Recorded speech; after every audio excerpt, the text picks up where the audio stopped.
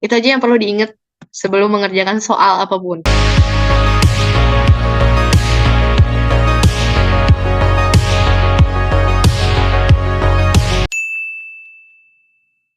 Jadi waktu yang di tahun aku tes, mungkin kakak-kakak juga ada yang tes di tahun yang sama dengan aku ya. Soal pecahan paling banyak ya.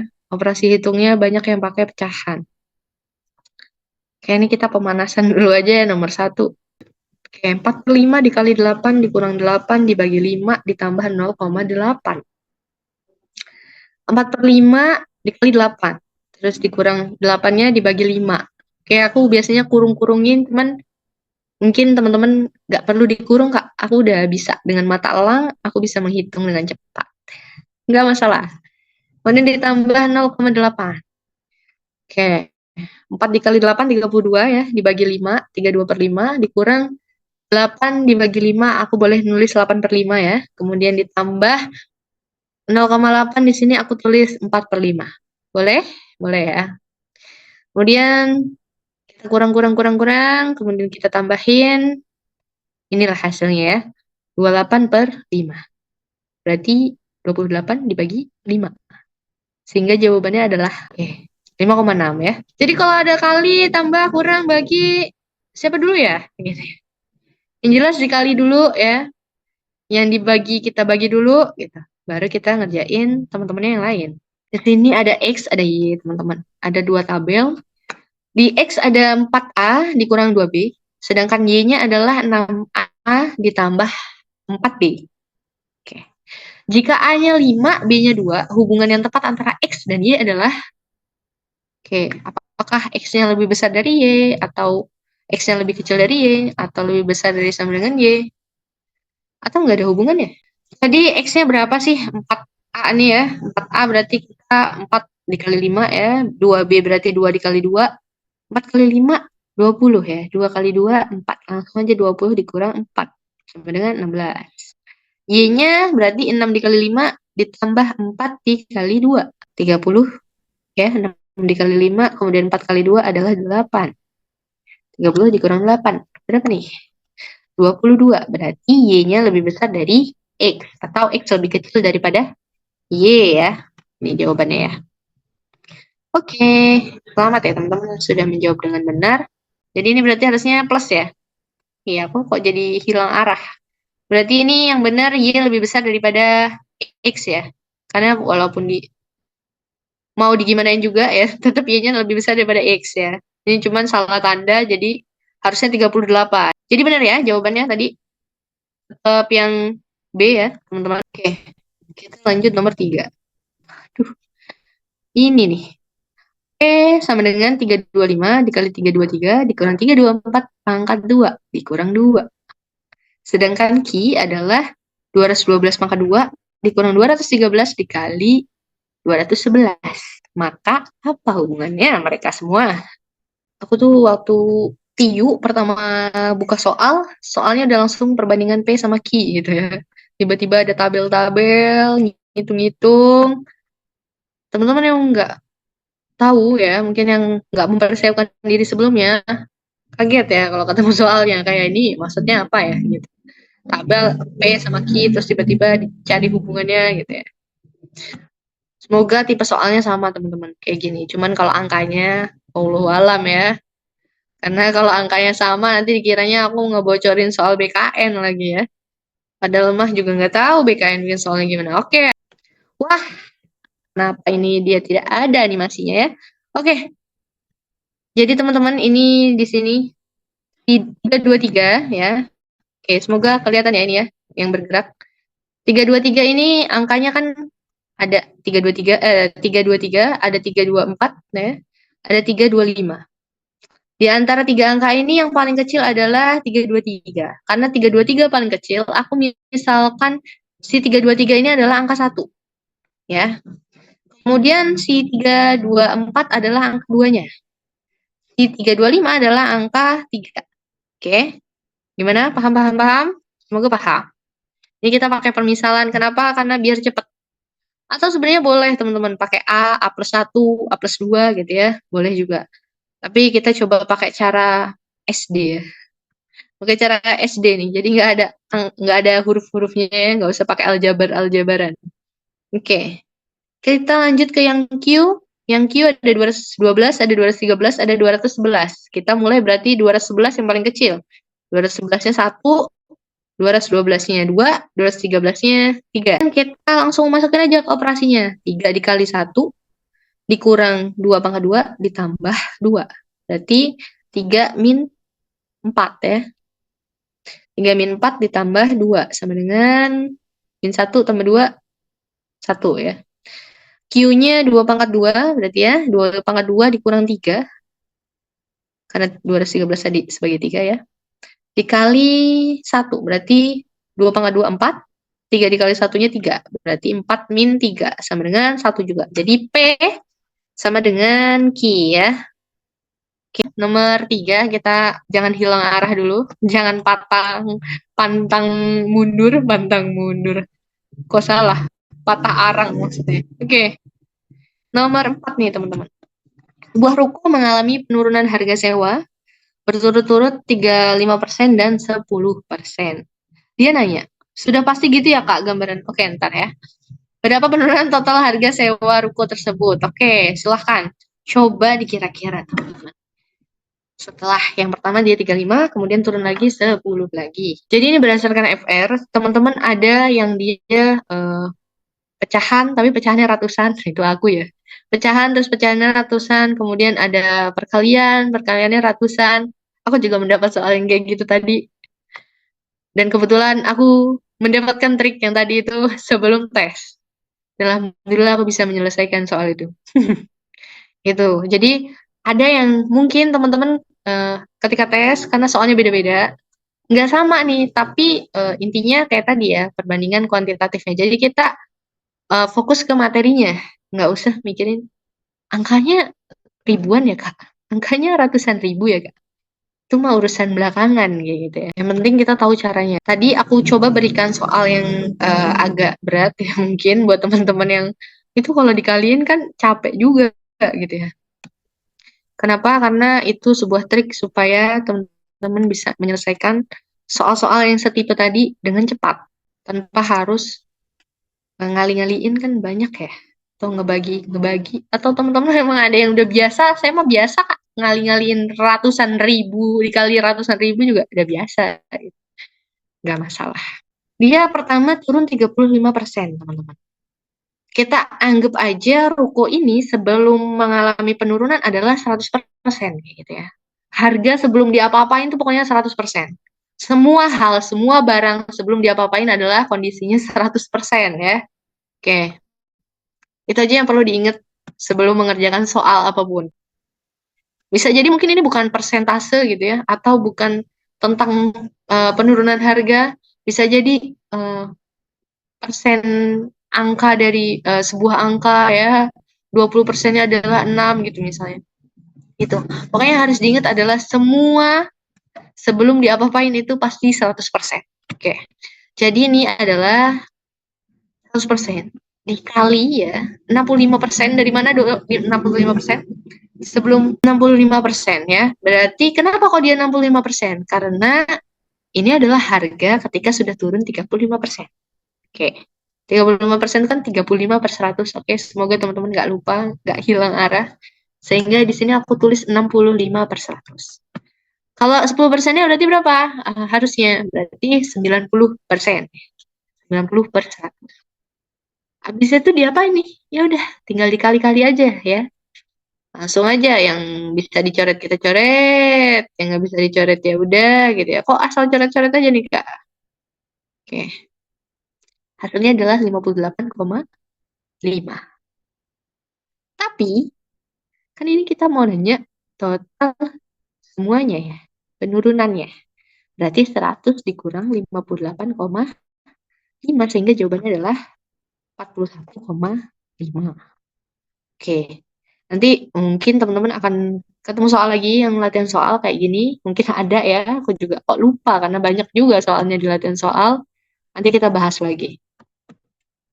Oke, aku lanjut ya, nomor 5. Ini teman-teman biasa nih, yang suka kebut-kebutan, suka kebut-kebutan. Sebuah mobil menempuh jarak 240 km, sorry, selama 4 jam 20 menit. Oke, dengan kecepatan yang sama, jadi kita nggak usah pikirin kecepatannya berapa, capek juga mikirinnya. Mobil bergerak sejauh 360 km. Maka perlu waktu berapa banyak? Hmm, Kalau ada perbandingan seperti ini, aku biasanya buat mereka sebagai tabel-tabel. Tapi kan susah, Kak. Kalau kita tes mau gambar tabelnya, ya boleh, nggak usah dibikin kayak gini, nggak masalah gitu ya. Yang penting kita sejajar-sejajarin, gimana ya bahasanya ya. Oke, 240 kilometer itu 4 jam 20 menit. Atau 260 menit, nggak salah ya. 240 ditambah 20 ya, 260. Kemudian kalau kecepatannya sama, gerak lagi dia mobilnya 360 kilometer. Waktunya berapa menit nih kira-kira? Kita nggak tahu. Oke, aku di sini misalkan waktu itu sebagai A menit. Semakin banyak kilometernya, semakin lama nggak teman-teman? Atau semakin banyak kilometernya jadi semakin sedikit waktunya? Nggak ya? Jadi kalau oke ini kursor aku semoga kelihatan. Kalau angka yang di kiri sama yang di kanan ini, yang kiri bertambah, yang kanan juga ikut bertambah, itu namanya perbandingannya senilai, teman-teman. Kalau senilai, ingat, kalau senilai, tinggal diapain? Kali silang aja, gitu ya. Nggak usah pakai lama, langsung kali silang. Itu rumus dari perbandingan senilai. Jadi, kalau yang A ini bertambah, yang B-nya ikut bertambah, berarti itu senilai. Tapi kalau yang A yang bertambah tapi B-nya berkurang, ya, misalnya eh, yang ini 240, ini 260, tapi kalau 360 ternyata jadi lebih sedikit lagi waktunya gitu misalnya. Itu namanya perbandingan tidak senilai gitu. Karena yang satunya bertambah kok satunya berkurang gitu ya. Oke. Semoga konsep ini paham ya teman-teman. Oke. Hmm, Kalau kita kali silang, berarti 240 dikali A, 360 dikali 260 ya. Kalau ada kayak gini, kita mau nyari A-nya, gimana caranya? Langsung aja. 360 dikali 260 dibagi 240. Oke? Kalau ada 000, coret aja dulu ya, teman-teman. Atau teman-teman yang udah biasa nggak mengalihkan dengan 0, silakan langsung aja. Ngapain ya capek-capek mikirin 0. Apalagi kalau ada pilihan jawabannya udah pasti, udah nggak usah ngali-ngali 0, bikin pusing. Oke, ini jawabannya 390. 390 kalau kita jadiin menit berapa, teman-teman? 360 ya, berarti 360 sama bisa 30 menit lagi, berarti 6 jam 30 menit. Oke, sebuah pekerjaan dapat diselesaikan dalam waktu 4 hari oleh 12 mesin A. Atau, ya, atau kalau dengan mesin B ini, 14 mesin B ini bisa selesai 8 hari. Jadi, berapa waktu yang dibutuhkan untuk menyelesaikan pekerjaan yang sama dengan mesin A-nya 3 mesin A, dan 7 mesin B. Nah, ini. Jadi ini kalau sendiri-sendiri ya, 12 mesin A itu 4 hari, 8, oke, 14 mesin B, 8 hari. Terus dia nanya, kalau mesin A sama mesin B, kita gabungin, kita gabungin, berapa hari itu kira-kira? Ya, padahal soalnya mudah, tapi kehabisan waktu. Kita latihan ya, mengerjakan soal dengan cepat. Seperti ini, seperti apa sih kita menyelesaikannya? Seperti yang tadi aku bilang, sejajar-sejajarin dulu aja gitu ya. Jadi 12 mesin A atau 12A ini 4 hari. Berarti kalau 8 3A, 3A yang 3 mesin A ini nggak tahu hari ya. Jadi aku samain dulu yang A dengan A. Semoga paham di sini. Jadi kita nggak usah mikirin dulu yang B, kita yang A sama A kita samakan.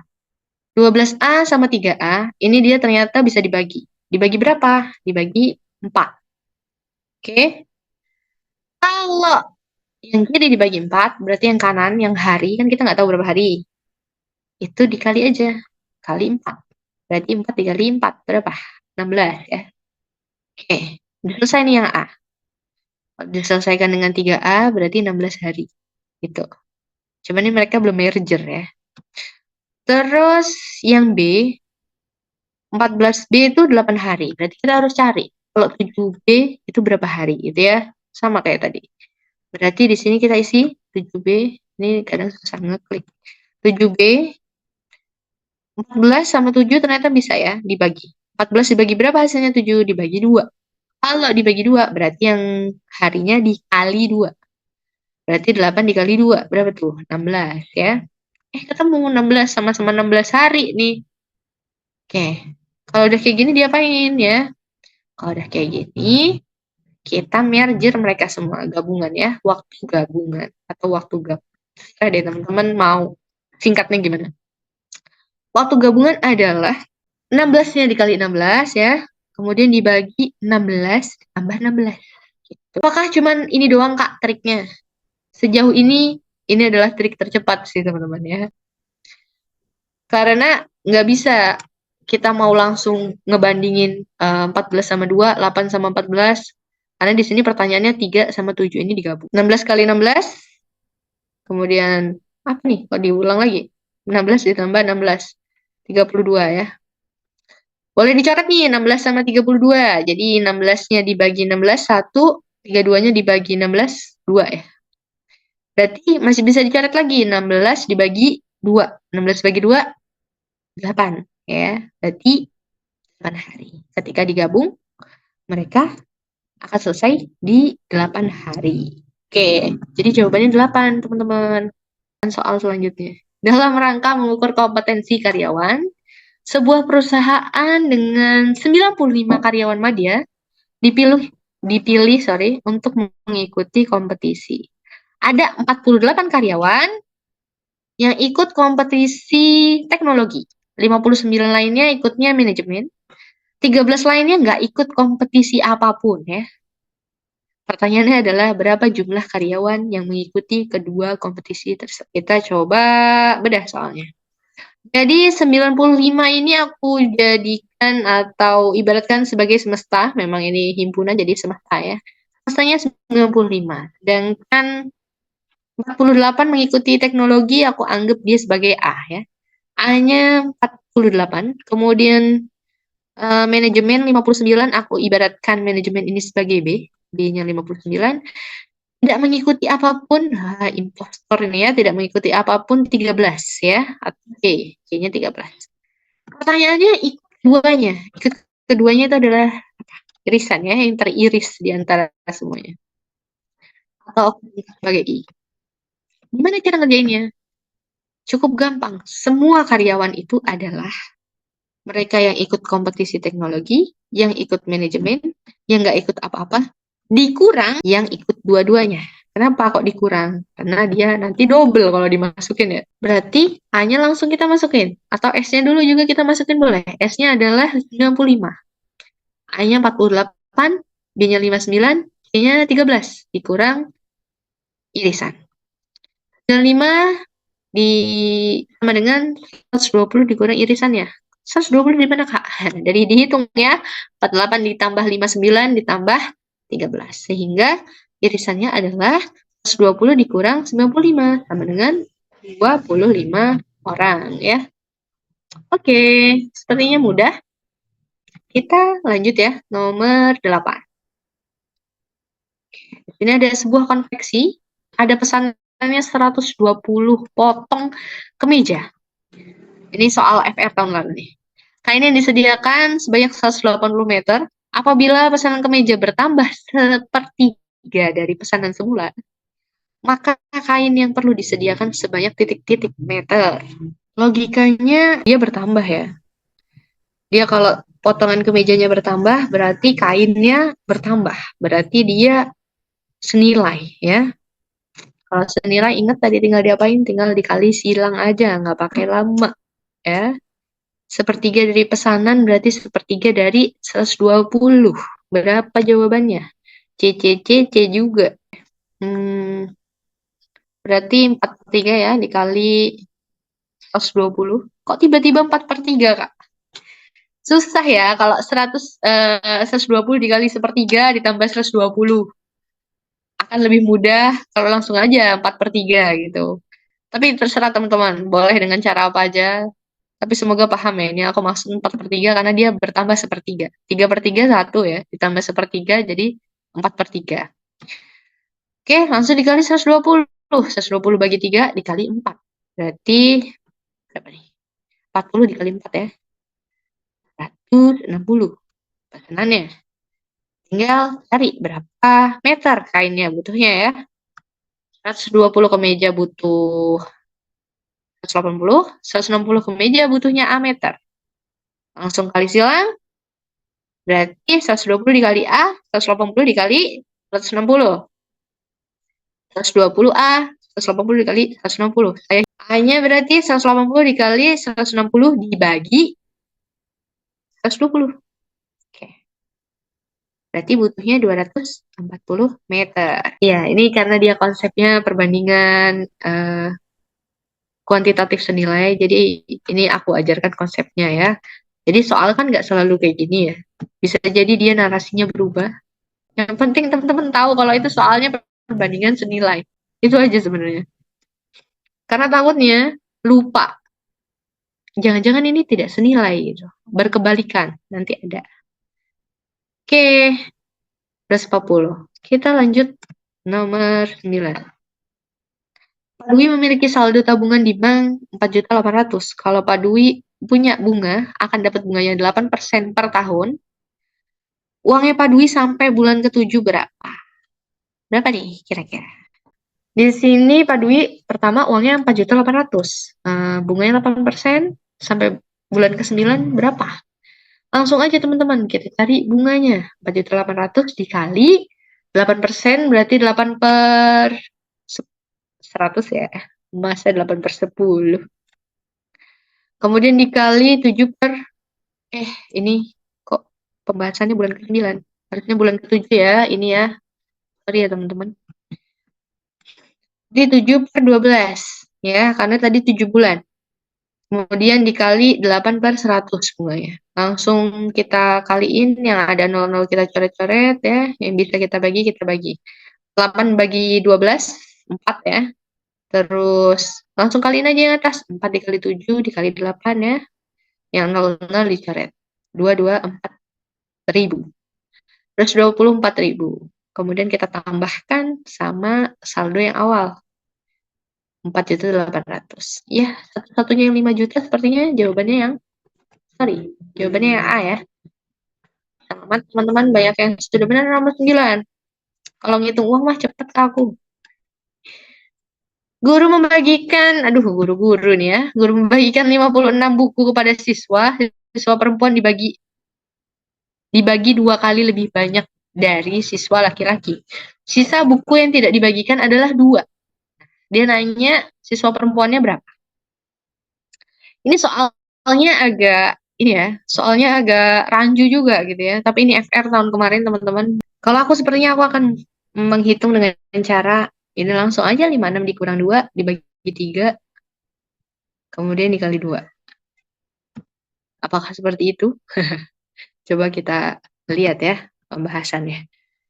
Karena nggak boleh ngajarin sembarangan ya.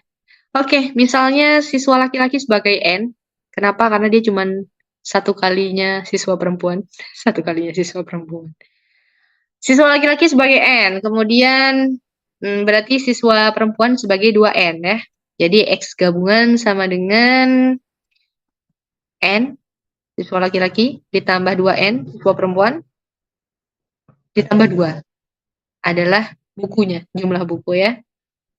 Berarti jumlah bukunya adalah 3N ditambah 2.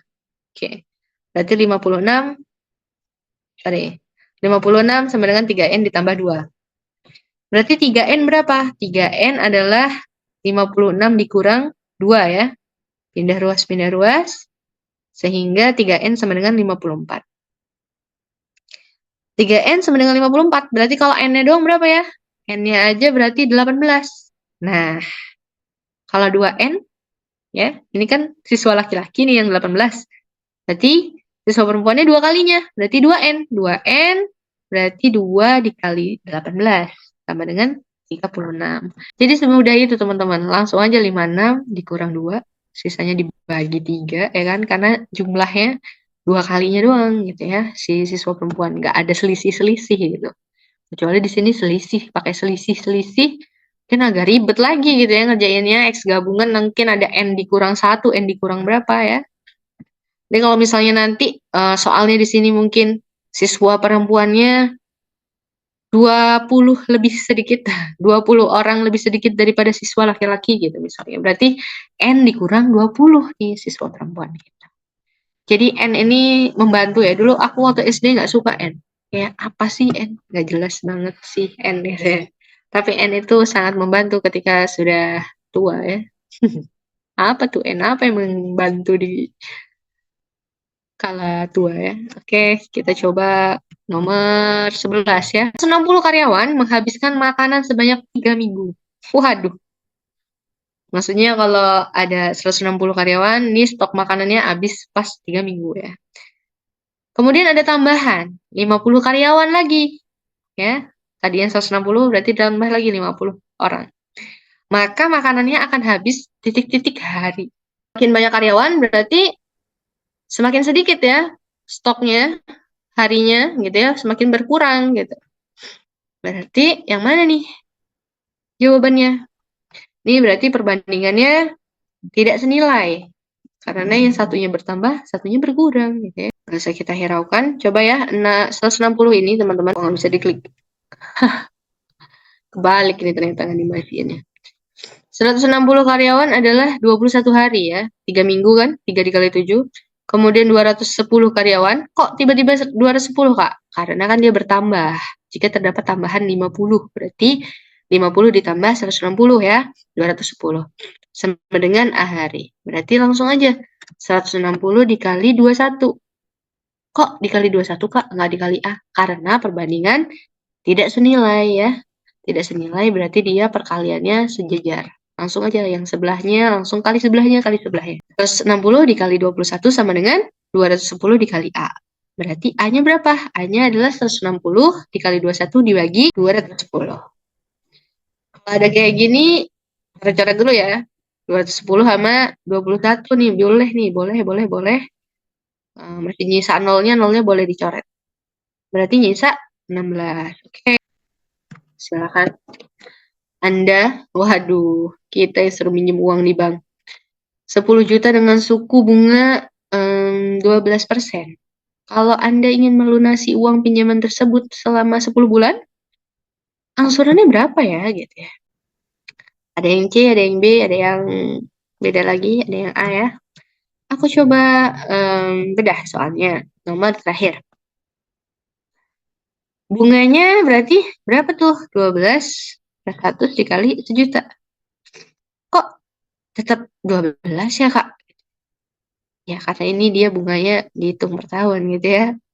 Dia nggak boleh. Tapi dia kan mau melunasi 10 bulan, Kak. Emang nggak berkurang bunganya? Nggak kayak gitu deh ya. Coba kita tanya sama banknya. Oke, langsung aja nih. eh, kita hitung ya. Terus dikali 10 bulan ya. Ini bolak-balik, Kak. Langsung aja 12 dibagi 12 ya. Kemudian yang 00 kita coret-coret, jadilah 1 juta. Bunganya 1 juta. Ya, bunganya 1 juta. Sama total pinjamannya tadinya 10 juta. Berarti kita jumlahin juta sama 10 juta. Jadi 11 juta. Karena mau diangsur selama 10 bulan, langsung aja dibagi 10 ya. Berarti 11 juta dibagi 10 sama dengan 1 juta 100. Oke. Semoga paham. Semoga kita sudah satu frekuensi ya di soal pinjam meminjam uang ini. Oke.